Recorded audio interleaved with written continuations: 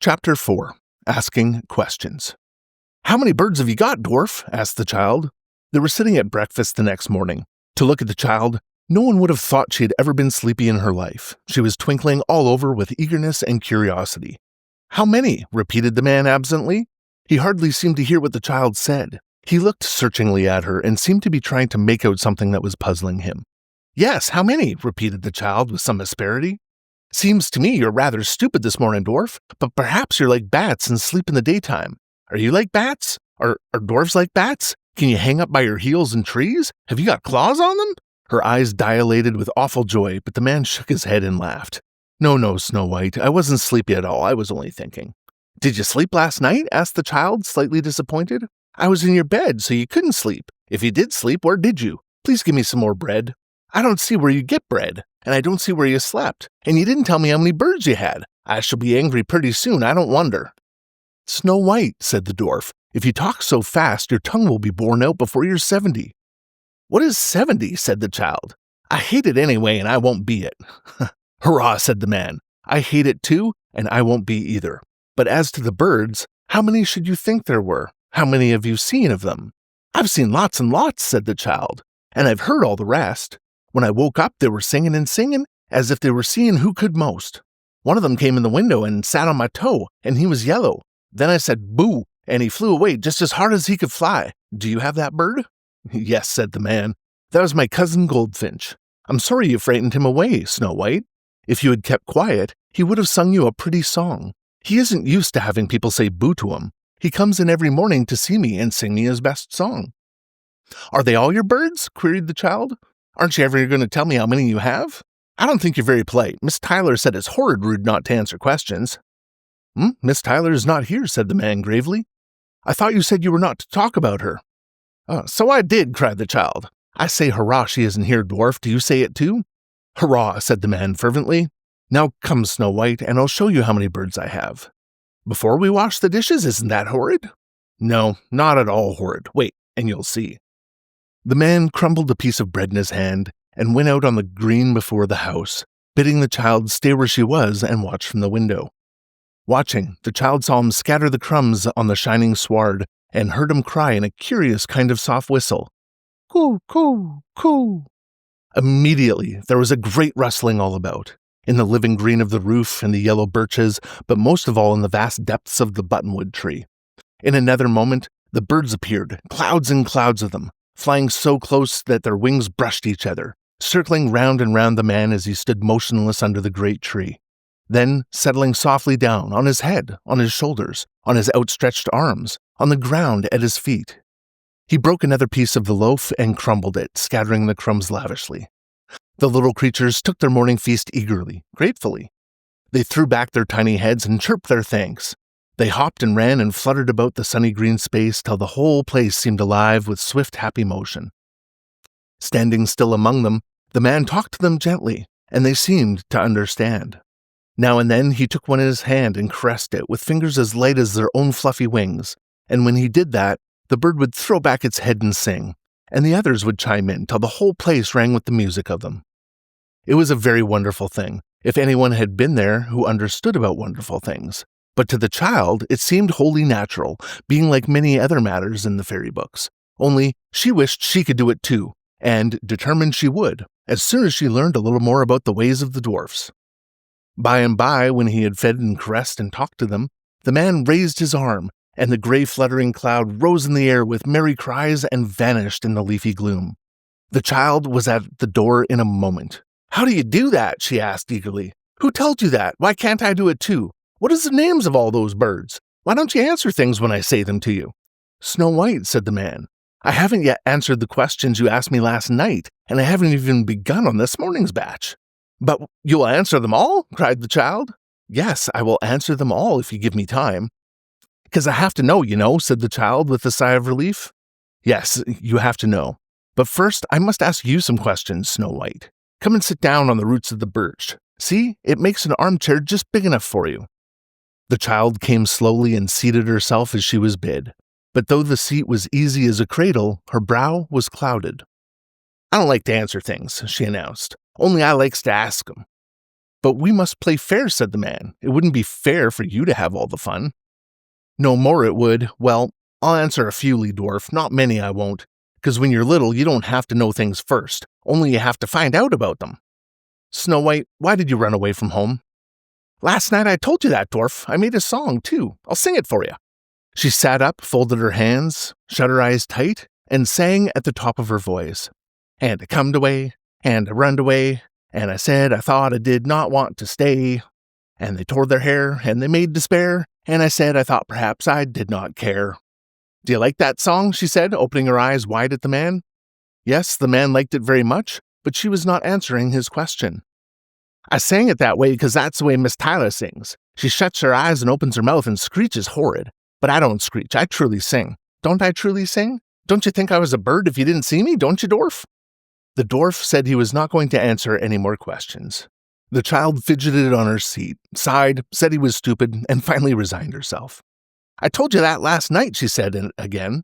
My mama went to New York and my papa too. They leave me alone after I told them not to. And I told them if they did, then I would, and then they would, and so I did, and so you see? She looked up suddenly at the man, and once more he winced and drew in his breath. What's the matter? Asked the child, with quick sympathy. Have you got a pain? Is it here? Is it in your front? Often I have them in my front.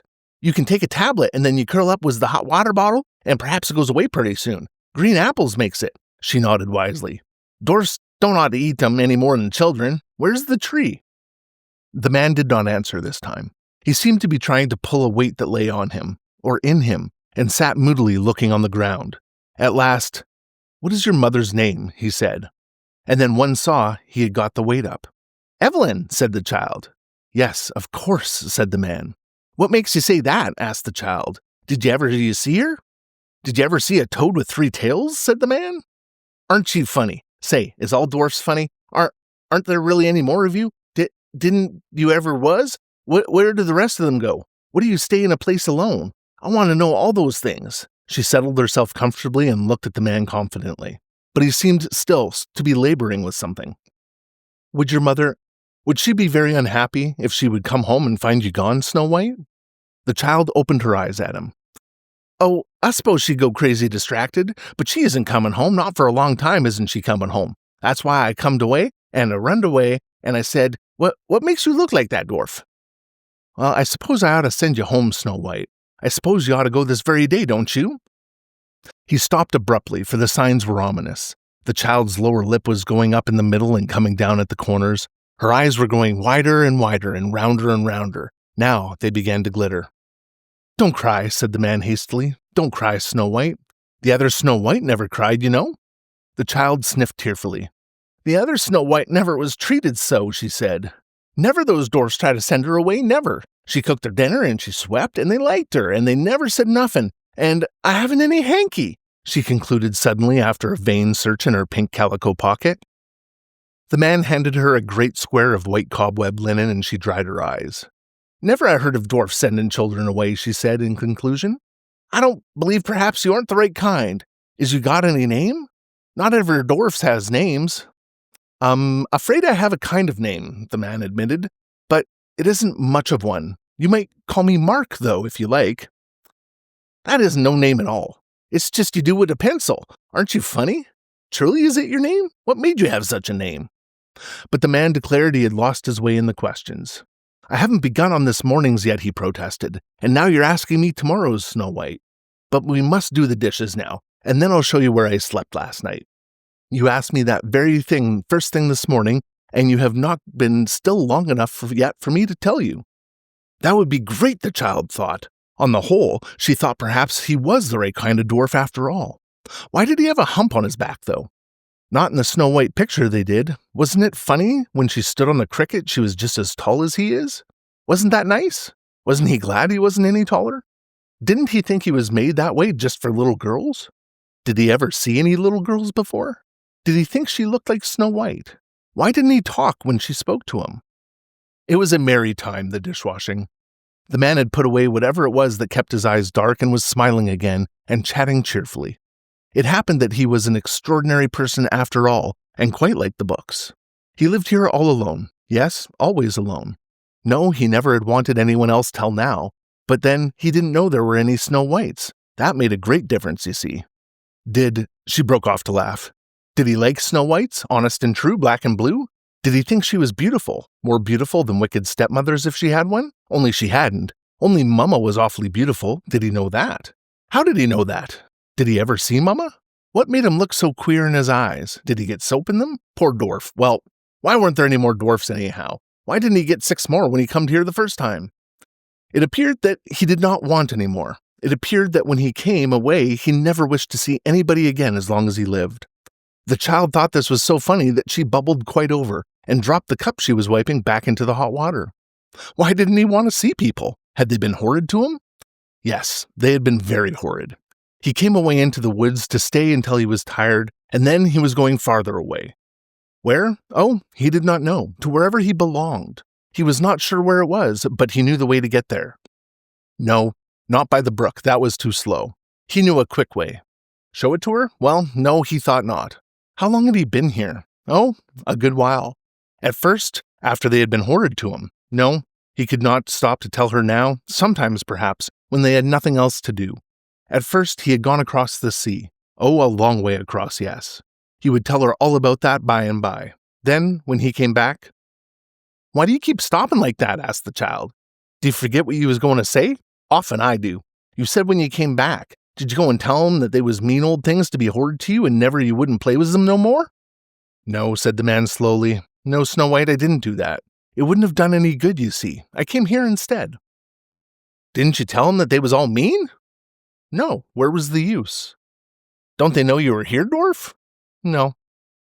The child grew red in the face. Well, I think he was dreadfully silly, she said. I would have told him all about it and stamped my foot at him so and... But the stamp was too much for the composure of the cricket, which turned over at this point, bringing the child down suddenly, with her chin against the hot dishpan. This was a grievous matter, and consolation was the only possible thing to be thought of. The man took her in his arms and carried her out of doors. She was sobbing a little, but the sobs died away as he stood with her under the great buttonwood and made her look up into the rustling dome. You asked where I slept last night, Snow White, he said. I slept up there, in my tree room. Look, a good way up, just above that great branch. Do you see a hole? Well, in there is a hollow, big enough to sit in or lie down and sleep in. I often go up there and sit with brother birds, and last night I slept there, and very well I slept too. Did you? The child hesitated between sob and a chuckle. Did you have any bed? The finest bed in the world, moss and dry leaves. Would you like to come up and see, Snow White? I think I can manage to get you up. Oh, what a nice dwarf you are, cried the child, slipping down from his arms and dancing around him. Aren't you glad I came? I'm glad you were here. How shall I get up? Stand on your hump? Isn't it nice that you have a hump, dwarf? Was it made for little girls to stand up on? Do you have them make it for you? Did you think about little girls when you had it made? Do you like to have it for me to stand on? Can I jump up and down on it? Standing on the hump, which certainly made an excellent thing to stand on, she could grasp the lowest branch of the tree. Could she put her arms round that and hang for just a moment? Yes, she could, and she did. And in an instant, the active dwarf was beside her and had her up on the branch beside him. From there, it was easy to ascend branch by branch, till they reached the black hole. The child caught her breath a moment as the man swung her in, and then her laughter broke and bubbled up so loud and clear that the birds rose in a cloud from the murmuring depths of the tree, and then sank down again with a chirp in the twitter and gurgle of welcome, as if recognizing one of their own kind.